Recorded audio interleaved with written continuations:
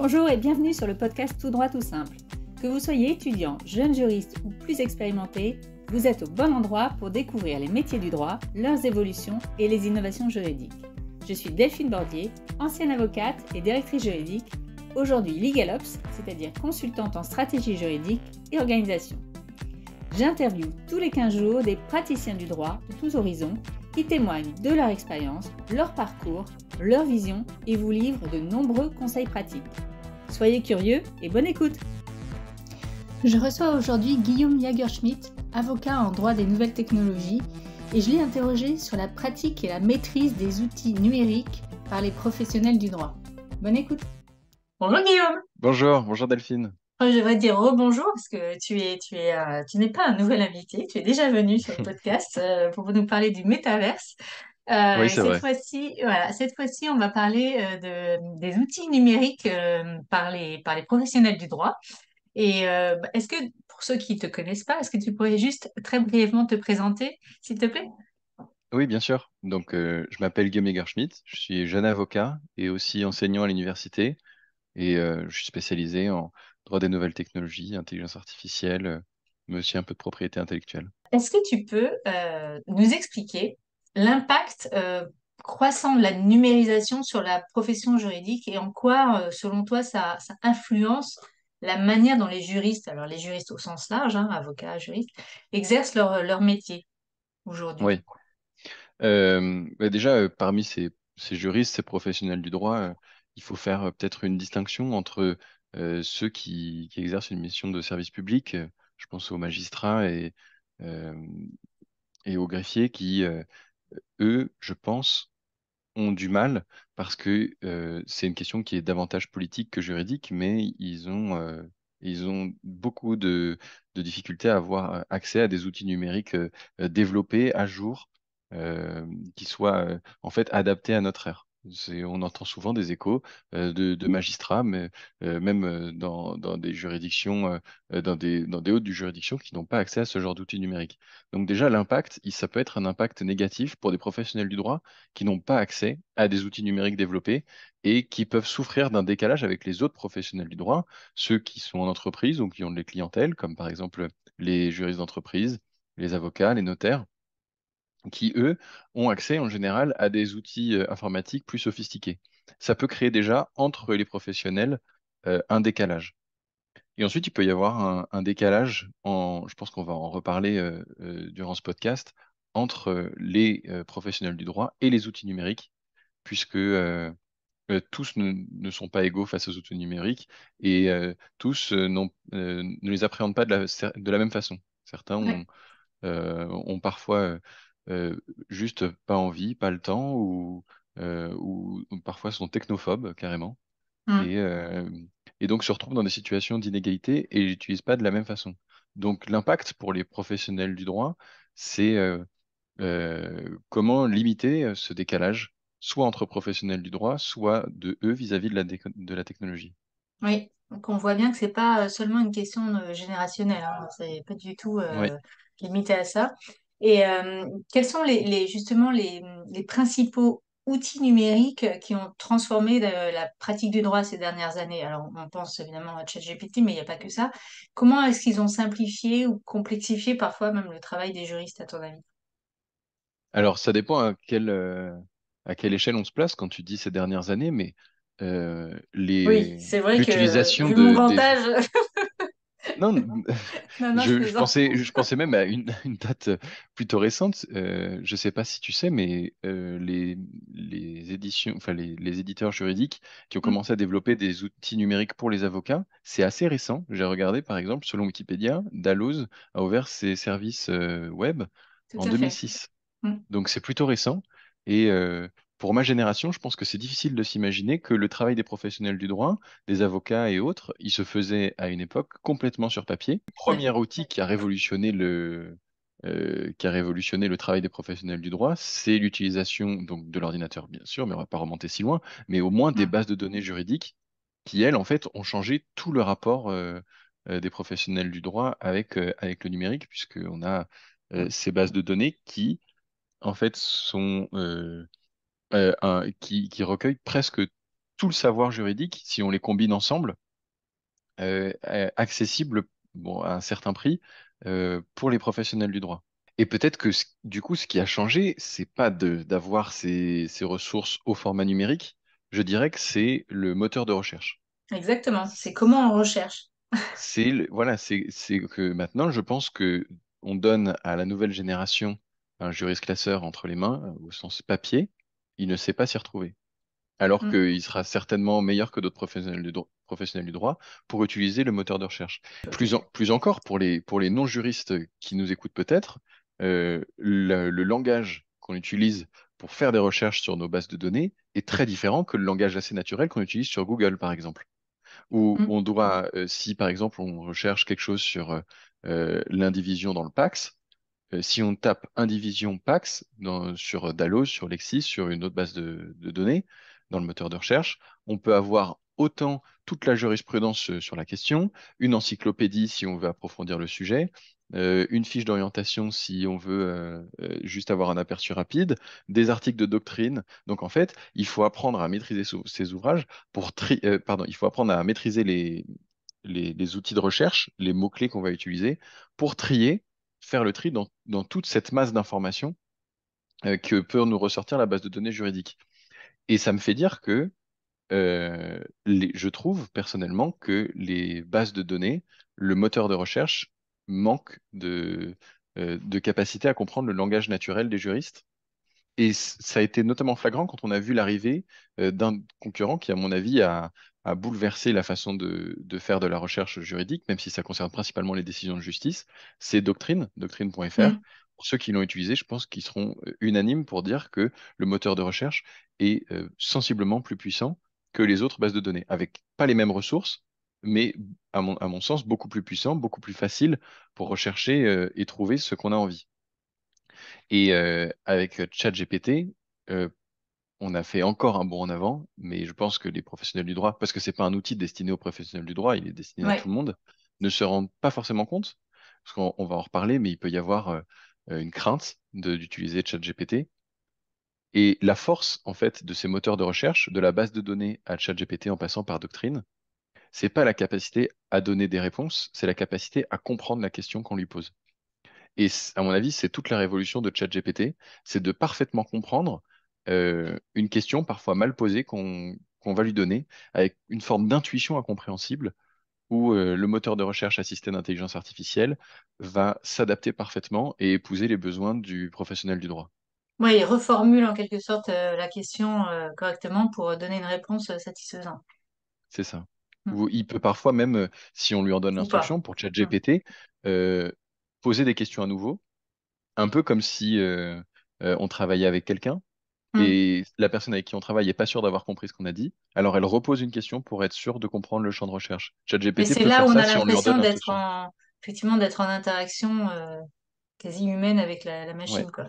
Et comment les professionnels justement du droit peuvent rester justement au fait des dernières technologies et puis finalement les intégrer dans leur pratique, quoi. Comment ils peuvent faire?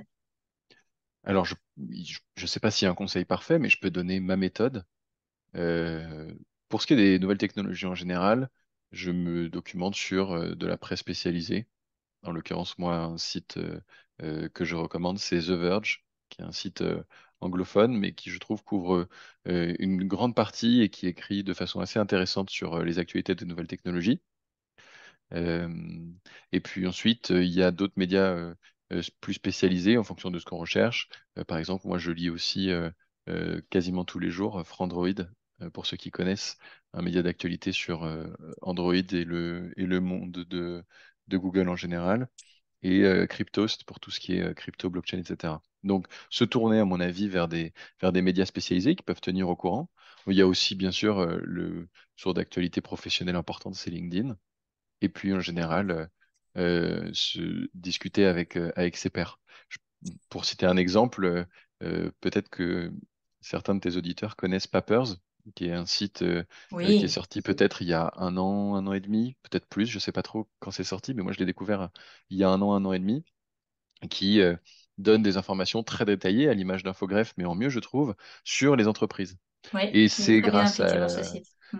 c'est en suivant le compte ou un compte qui en parlait sur LinkedIn que j'ai découvert qu'ils avaient sorti, alors là c'est plus récent, je dirais il y a peut-être 9 mois, Papers Justice, qui est un site qui fonctionne un peu comme Doctrine, qui recense énormément de décisions de justice et qui est un moteur de recherche très puissant, enfin, qui fonctionne à peu près pareil que Doctrine dans l'idée.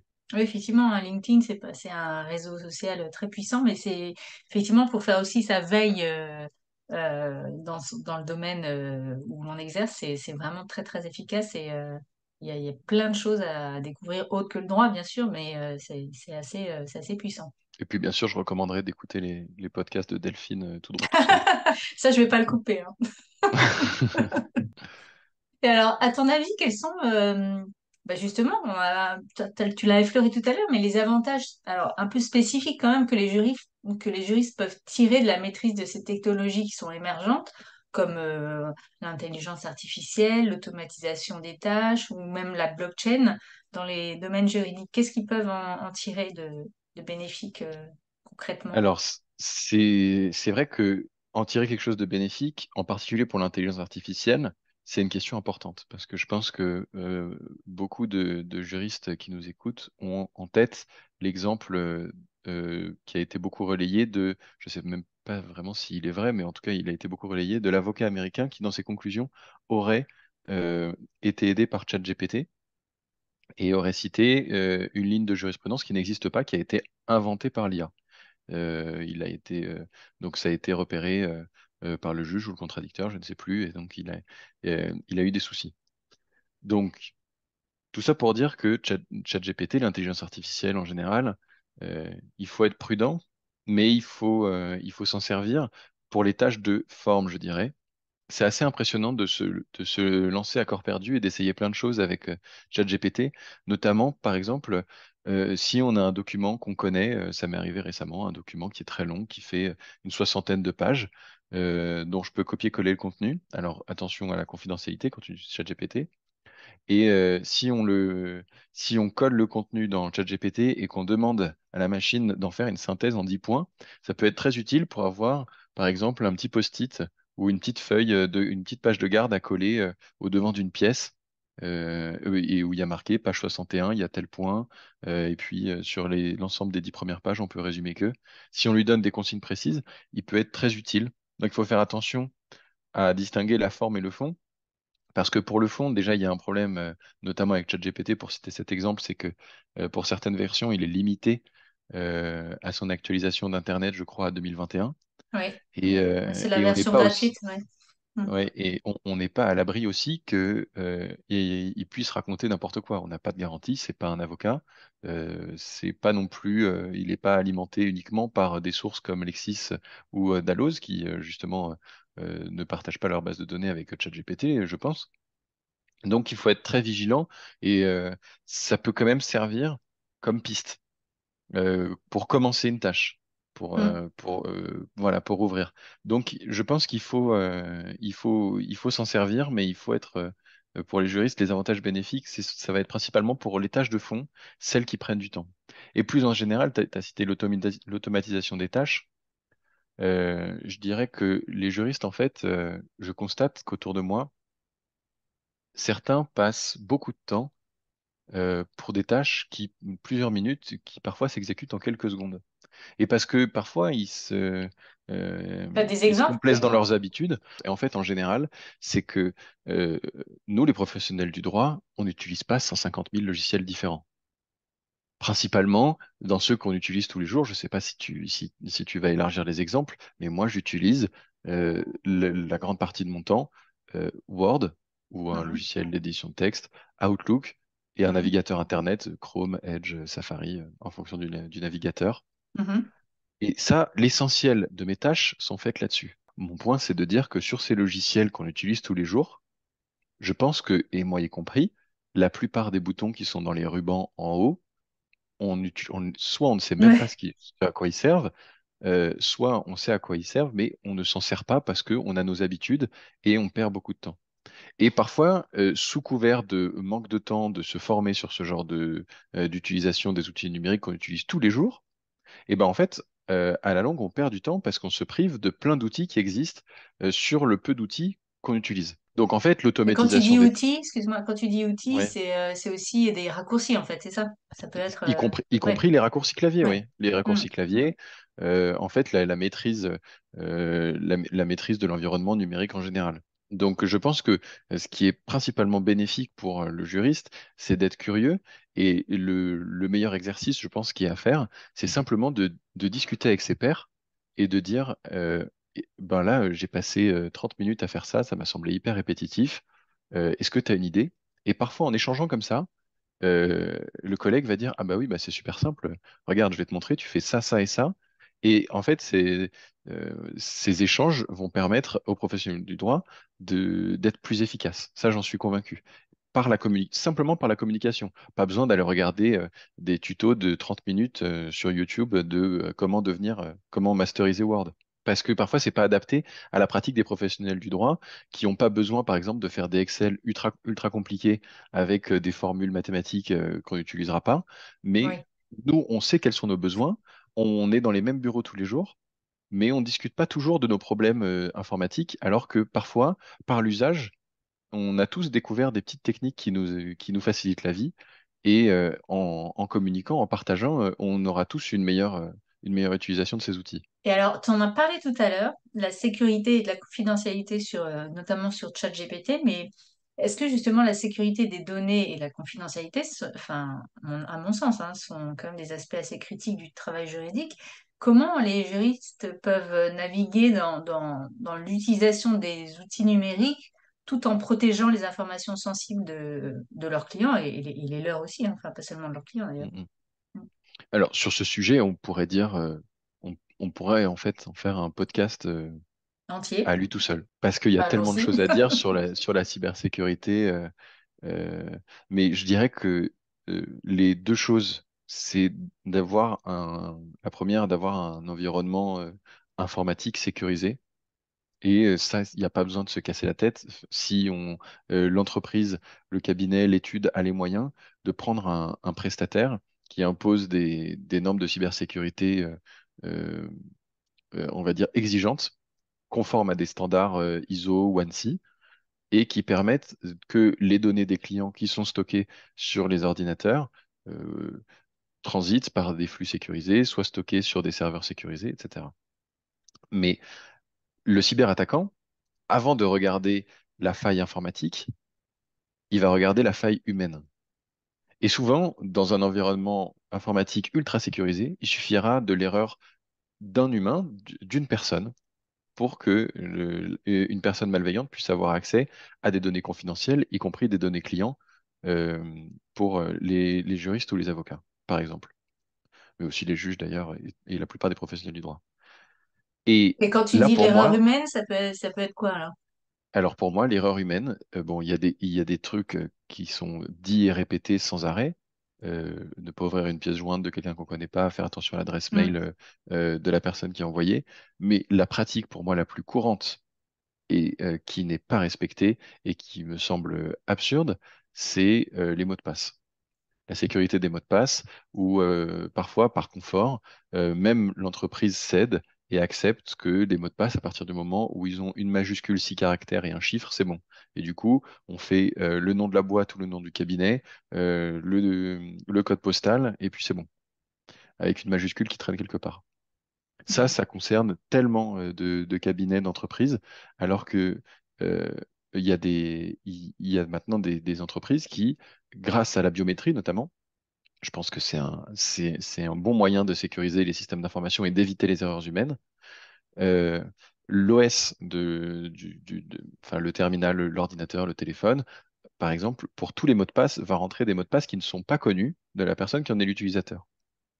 Et la personne qui est l'utilisateur ne connaît qu'un master password, qui est un mot de passe compliqué, mais qu'elle apprend une fois pour tout, et il est utilisé par exception lorsqu'il a trop utilisé la biométrie. Donc, par exemple, l'empreinte digitale.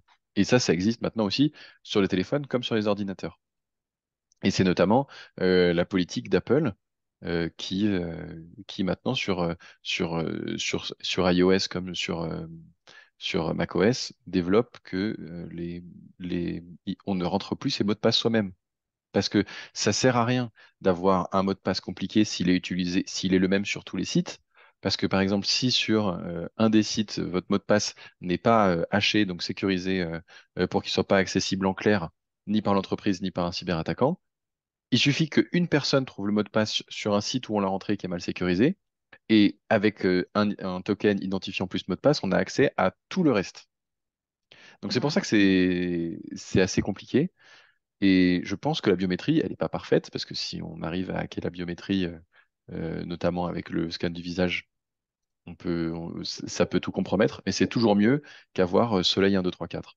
Donc voilà, pour résumer, je dirais un, un système informatique résilient et sécurisé, et une bonne gestion des mots de passe, c'est, je pense, le minimum pour les professionnels du droit qui ont des données sensibles sur leurs ordinateurs. Et certains avocats, enfin j'ai avocats, mais les juristes aussi, hein, peuvent, enfin on l'a remarqué, je pense tous les deux, peuvent être réticents à adopter des nouvelles technologies par crainte, je sais pas, de perdre un aspect humain aussi dans la relation avec les clients. Comment est-ce qu'on concilie l'utilisation de ces outils numériques en maintenant justement ce lien de confiance et une communication efficace avec les clients? Je pense que se dire que se mettre aux nouvelles technologies, apprendre les nouvelles technologies, être curieux et les développer, ça nuira à la relation client. C'est pas une idée vraie. Les clients qu'on a quand on est professionnel du droit en général se mettent aussi aux nouvelles technologies. On parle avec des personnes qui vivent à la même époque que nous et qui ont les mêmes outils numériques que nous, qui parfois sont plus avancés que nous sur ces sujets. Je pense pas Donc que le la postulat de maîtrise des... départ pour toi, il est pas bon, quoi. C'est ça. Je pense que les clients s'attendent au contraire à ce que les professionnels du droit soient en mesure de maîtriser les outils numériques parce que on n'a pas envie de parler avec un avocat ou un notaire qui n'a jamais utilisé la visioconférence et qui refusera par principe ce moyen de communication, pas pour la confidentialité, ce qui peut s'entendre, mais parce qu'il préfère la relation humaine. Ça ne veut pas dire qu'il faut arrêter de voir ses clients en vrai, entre guillemets, de les recevoir au cabinet, à l'étude, en entreprise. Ça veut dire que le professionnel du droit doit s'adapter comme le client s'adapter aux nouvelles technologies pour proposer les deux. Parce que si on propose les deux, on est capable des deux. Je pense aussi, il faut ajouter que il y a un problème, ou plutôt il y a une solution à trouver au niveau de l'enseignement supérieur. Moi, je suis choqué de voir que, puisque j'enseigne toujours à l'université, les exigences en termes d'informatique n'évoluent pas. Il n'y a aucune formation pour les futurs professionnels du droit à la maîtrise des outils numériques qui aille au-delà du C2I. Et il faut voir ce que c'est le niveau du Hmm. C2I, c'est vraiment pas grand-chose.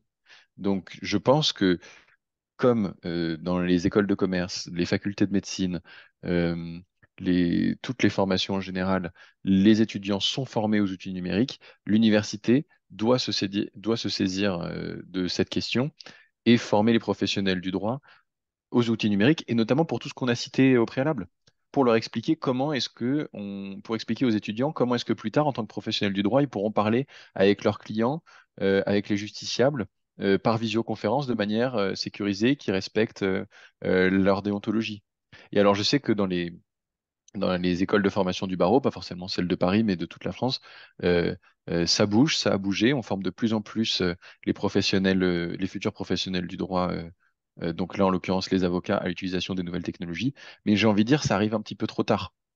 Enfin, en Donc, même temps, ils vont te dire mieux vaut tard que jamais. Mais il justement, vaut, ça, t'arrives à ma prochaine question, parce que la technologie, effectivement, bah, elle évolue très vite, hein. Quelles sont justement ces compétences numériques essentielles pour que les juristes puissent rester à jour et surtout compétitifs, quoi, pour la suite? pour moi, les compétences numériques essentielles, ça doit être d'abord, pour revenir à ce qu'on a dit au début, la maîtrise des outils numériques propres au droit, donc la maîtrise des bases de données. C'est assez flagrant de voir comme les outils numériques qu'on utilise ne sont pas maîtrisés, même par les nouveaux professionnels du droit, qui ne savent pas comment bien maîtriser un moteur de recherche. Et ensuite, je pense que la maîtrise des outils numériques doit, une des compétences maintenant, puisque ChatGPT est arrivé et révolutionne et continuera de révolutionner notre façon d'utiliser Internet et les nouvelles technologies, euh, une des compétences, c'est de maîtriser cette IA. Oui, savoir, bah, notamment, on en parle beaucoup, mais savoir aussi écrire des prompts, enfin, poser les Oui, bonnes questions avec le contexte, contextualiser la question pour avoir une réponse plus précise et plus adaptée. C'est ça? tout à fait. Oui, exactement. Oui, ça, c'est une vraie compétence à acquérir. Et c'est vrai que on a tendance, je pense, quand on débute avec ChatGPT, de l'utiliser un peu comme on faisait avec Google. Oui, tout à fait. Sans vraiment poser la question, mais mettre des mots ou des mots-clés alors qu'en fait, il faut effectivement apprendre à poser correctement la question avec même, on peut même lui demander un certain ton, qu'il soit professionnel, Ouais. humoristique, pas encore, parce qu'il ne connaît pas l'humour, je sais pas, triste, ou enfin voilà. Et effectivement, il faut plus, en fait, moi j'ai constaté, mais plus on donne de contexte et de précision, et plus la réponse est pertinente, en fait. Non, non, moi, j'approuve totalement ce que tu as dit. Est-ce que tu voudrais rajouter quelque chose sur la pratique de ChatGPT ou l'IA générative en particulier? Parce qu'il y a un grand débat quand même. Est-ce qu'il faut la craindre? Est-ce qu'il faut la dompter? Mais je pense que pour ceux qui se posent la question, c'est ceux qui n'ont pas utilisé ChatGPT. Hmm, Toi, comme tu l'as dit, tu l'as essayé et tu connais déjà la réponse à cette question. hmm. Pour ceux qui l'ont pas encore essayé, peut-être que, je sais pas, par exemple, est-ce que toi, chez toi, tu as un assistant vocal, c'est Amazon Echo, des trucs comme Oui, ça? oui. Ouais. Tu vois, moi, j'en ai un depuis quelques années. On en a tous un sur notre téléphone, hein, ou presque tous, que ce soit Siri ou Google Assistant. Et moi, je trouve que c'est assez flagrant la difficulté de ces assistants vocaux, même s'ils s'améliorent toujours, à comprendre ce qu'on leur dit, à répondre avec pertinence. Et en fait, on se plie beaucoup pour apprendre à leur parler, etc. ChatGPT, quand je l'ai utilisé pour les premières fois, franchement, on avait l'impression que cette technologie nous revenait du futur. Le Ouais, naturel avec lequel il s'exprime, sa capacité à comprendre tout ce qu'on lui dit, on s'est dit, mais c'est pas possible. Comment est-ce que on a eu ouais. on va dire, cette brutalité dans l'innovation? Entre ce que nous proposait Google Assistant ou Siri ou machin et ce que ChatGPT nous propose aujourd'hui. Je veux dire, on a fait un bond en avant et on découvre, on est seulement, je pense, à la surface de toutes les applications qui va y Et avoir de ChatGPT. ouais. Et la Et vitesse de réponse est aussi impressionnante, alors que parfois on lui donne des choses assez longues ouais, ouais, à traiter ou enfin, à lire, entre guillemets, et la réponse elle est quasi immédiate. C'est impressionnant. Enfin, c'est ça. Donc moi, pour répondre à ta question, je pense qu'il faut apprendre à le maîtriser. Pour les raisons que tu as citées juste avant que tu poses cette question, euh, il y a des fiches qui sont très bien faites et qui se trouvent très facilement sur Internet avec euh, comment dire, des listes de prompts différents ou de méthodes pour poser les questions. Et il suffit de les avoir sous le coude pour, on va dire, débloquer l'utilisation qu'on a de ChatGPT et de se rendre compte du potentiel et chacun y verra midi à sa porte, je pense. Parce qu'on a tous des besoins différents, même si certains se recoupent. Et je ne vois pas qui pourrait dire j'ai essayé de ChatGPT, je n'y vois aucune utilité. Tout le monde a intérêt, tous les professionnels du droit, en plus, enfin en particulier, pardon, ont intérêt à dompter ChatGPT et la façon de lui parler. avec Guillaume, avec ces nouveaux outils, donc on en a parlé, l'intelligence artificielle, mais aussi on peut parler de la blockchain, qui ont quand même le potentiel de transformer radicalement la profession juridique, hein, ChatGPT. Comment toi t'envisages l'avenir de la pratique du droit? Comment tu vois le juriste ou l'avocat dans, je sais pas, dans 5 ans, dans 10 ans? Qu'est-ce qu'il va faire, plus faire? C'est quoi ta boule de cristal, entre guillemets, Ouais. là-dessus? J'espère ne pas me tromper, mais tu vois, je pense déjà que pour ce qui est de l'intelligence artificielle, ChatGPT on reviendra pas dans l'ère avant ChatGPT. Hmm. Et tous les professionnels du droit finiront par l'utiliser, comme tous les professionnels du droit ont On utilise fini par Internet. utiliser Hmm. Internet, les moteurs de recherche, les bases de données, parce qu'ils se sont rendus compte que c'était plus pratique. Donc, je pense qu'on arrivera à une époque où tout le monde s'y sera mis. Et dans mon idéal, euh, les professionnels du droit, et comme tu le disais au début, c'est pas forcément une question de génération, euh, auront pris la mesure de l'importance des nouvelles technologies et s'y seront adaptés pour être à égalité de compétences avec leurs clients, avec leurs interlocuteurs en général. Parce que je trouve qu'il y a quand même quelque chose d'assez symptomatique des professions juridiques, et ça peut peut-être même venir des études, de la façon dont c'est enseigné. C'est presque une appétence pour l'archaïsme, pour le vieux, pour le papier, euh, euh, Pour le et traditionnel et pour le le conventionnel. traditionnel, ouais. Oui, oui, oui, Et, c'est et, vrai. euh, et parfois, c'est comme si dans certaines discussions, ça justifiait de ne pas recourir aux outils numériques, comme si ça retirait quelque chose aux professionnels du droit de se faire assister par un outil numérique. Alors que Oui, le oui. professionnel du droit, il se fait aussi assister quand il a son code civil sous le coude, ou quand il demande à son collègue de bureau qu'est-ce qu'il pense de tel sujet. Mm.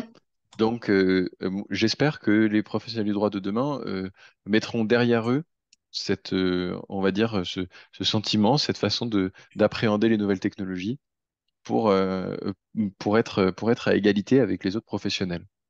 Peut-être Et qu'aussi, quand on dit qu'il faut s'adapter, enfin, je sais que pour ça, il faut être formé. Il faut de la formation ouais, là-dessus, peut-être aussi.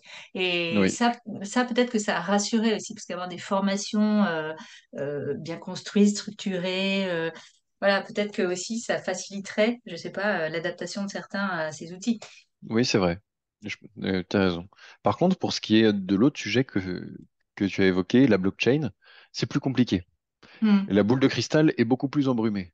Non seulement, alors l'avenir de la blockchain, je pense qu'il est certain. L'avenir des applications de la blockchain est incertain. C'est difficile de Hmm. savoir quelles sont les applications de la blockchain qui vont subsister dans 10 ans, dans 20 ans, quand on sait déjà que c'est une technologie dont les applications sont quasiment cycliques, que certaines font des booms, des bulles parfois, et puis dont on n'entend presque plus parler, ou alors la tendance redescend. Euh, je pense que la finance décentralisée restera parce que c'est son application principale. Pour les juristes, je pense que les professionnels du droit dans 10 ans se serviront davantage de la blockchain pour des questions de preuve parce que ça permettra de se passer d'un tiers de confiance pour enregistrer des informations pérennement dans un registre numérique décentralisé. Hmm. Il y a des tiers déjà qui proposent d'utiliser la blockchain pour inscrire des preuves, que Tout ce à soit des fait. contrats, des brevets. Je pense notamment à blockchain pour IP, blockchain Your IP. Ce sera avec eux ou avec des concurrents ou par eux-mêmes, puisque c'est possible avec la blockchain, l'enregistrement de données eurodatées sur la blockchain. Les juristes peuvent tout de suite voir toutes les applications qui sont possibles. La preuve dans le procès, mais pas que. La preuve pour sécuriser une invention, une œuvre de l'esprit, pour un contrat, une signature, tout fait juridique, tout acte juridique peut avoir une utilité à être inscrit dans la blockchain. De la lettre recommandée jusqu'au plus complexe des contrats. Donc ça, Il y a ça... énormément d'applications possibles. Mais c'est plus difficile de le voir parce Hmm. que, en fait, tu sais, la blockchain, on dit souvent que c'est le Web 3 qui succède au Web 2. Hmm. Les juristes ne sont pas parfaitement à l'aise avec le Web 2 encore. Donc, il faut pas cumuler. Il faut attendre d'abord d'être à l'aise avec le Web 2 pour se lancer dans le Web 3 parce que je pense qu'il faut pas brûler les étapes et sinon on s'y perdrait. Et surtout, je pense que pour la blockchain, il ne faut pas l'utiliser comme buzzword. C'est-à-dire mettre la blockchain parce qu'on a envie de faire de la communication, parce qu'on utilise de la blockchain et c'est stylé et c'est vendeur. Ah Je oui, pense que d'accord. Hmm. les gens se rendent compte qu'on utilise la blockchain parce qu'il y a le mot blockchain dedans et qu'il n'y a rien, il n'y a pas de réelle valeur ajoutée derrière. Et lorsque c'est le cas, malheureusement, ça décrédibilise la révolution qu'est cette technologie. Qu'est-ce que tu vois d'autre comme tendance émergente qui pourrait encore transformer la profession juridique dans un avenir proche ou moins proche d'ailleurs, mais quelles sont les tendances que tu vois? Pour moi, la tendance qui pourrait très fortement impacter tous les professionnels, tous les utilisateurs en fait d'Internet et de l'informatique en général, c'est la réalité virtuelle. Alors peut-être que ça fera hausser les sourcils à ceux qui entendent ça, et d'autres verront que je fais référence à l'Apple Vision Pro. Alors moi, je suis pas un fervent défenseur d'Apple, au contraire, j'ai jamais eu d'iPhone. Je suis, voilà, donc je suis pas là pour faire leur pub, mais il faut bien reconnaître qu'à chaque fois, ou presque à chaque fois qu'ils se sont lancés dans un domaine dans le hardware, donc pas le software, ça c'est plus hasardeux, euh, ils ont provoqué une révolution. Leur première révolution, je pense, dont on peut parler, et qui a touché tous les professionnels du droit, c'est le smartphone. La plupart, je connais pas un professionnel du droit qui n'a pas un smartphone et tout a commencé avec l'iPhone. Huawei Ouais, en avait fait avant, mais il n'y ça avait n'avait pas pas pris, d'écho sur le quoi. marché. Mm. Voilà, ça n'avait Mm. pas pris. Et avec l'iPhone, ça a commencé. Pour les tablettes, pareil. Il y avait des tablettes Samsung avant l'iPad, mais ça marchait pas. À partir de l'iPad, on parlait même presque plus de tablettes, on parlait que d'iPad. Et on Oui, c'est parle vrai. toujours presque que d'iPad. Quand on dit qu'on a une tablette Samsung, dommage pour eux, ça sonne moins bien. On dirait un sous-produit. Et, euh, et si tu peux multiplier les exemples. Donc, l'Apple Vision Pro, ils se sont lancés, et je crois que c'est en janvier, pardon, qu'ils lanceront euh, l'Apple Vision Pro, un casque de réalité virtuelle qui va changer notre manière d'utiliser un ordinateur. Là, notre ordinateur, pour l'instant, il est en 2 dimensions.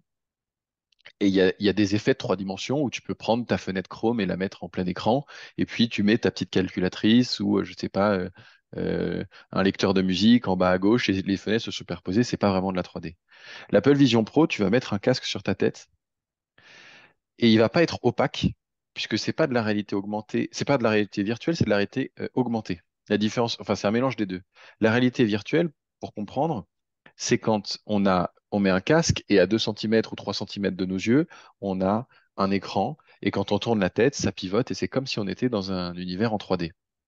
La Mhm. réalité augmentée, on n'a rien face à nous, donc on peut regarder par exemple, ouais, être assis dans le canapé et voir la table basse.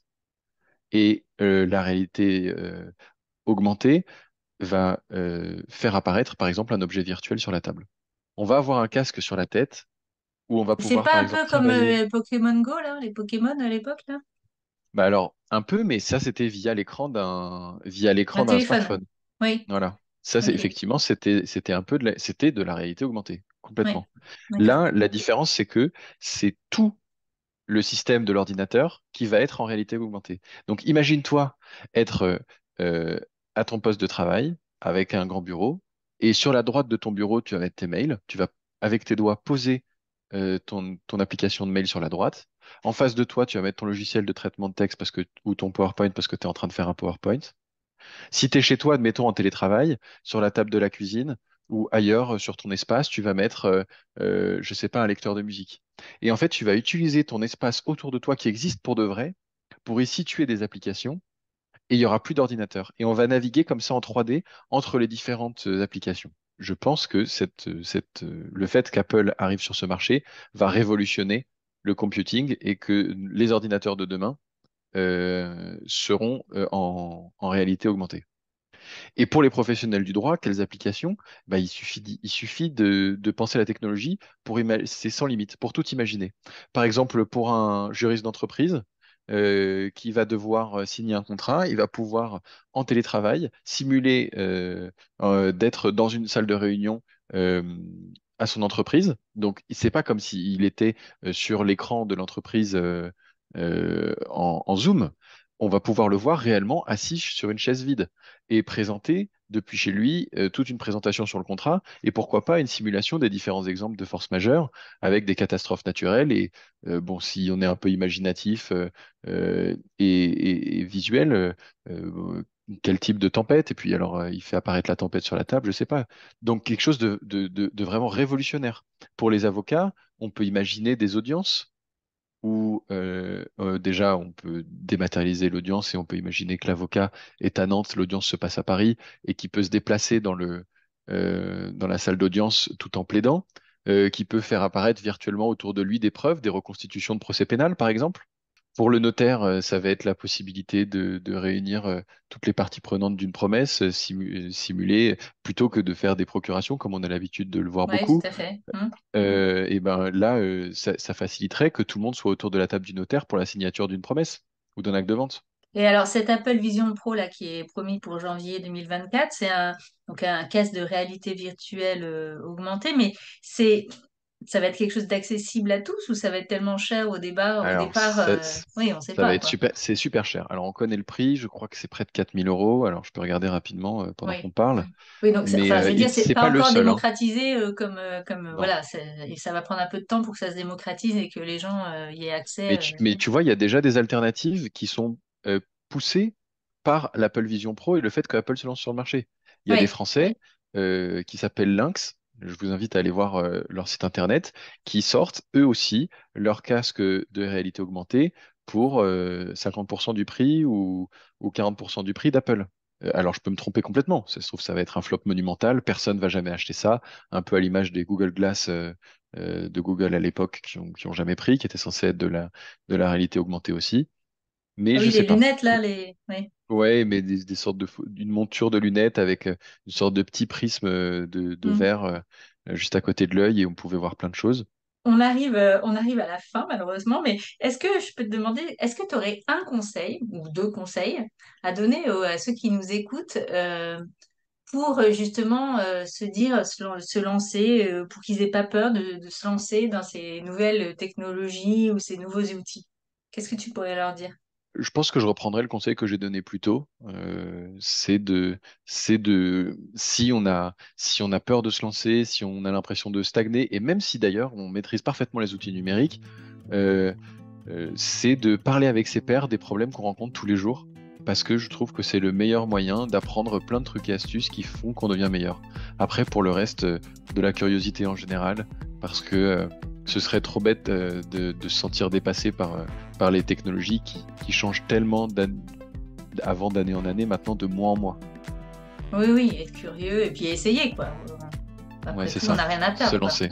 Ouais, tester quoi. Guillaume, un grand merci encore pour tous ces conseils et surtout toutes ces explications sur ce monde merveilleux que les nouvelles technologies et le monde numérique dans le secteur du droit. C'était passionnant et puis ben, je te le redis encore, mais jamais 203, donc tu reviens quand tu veux.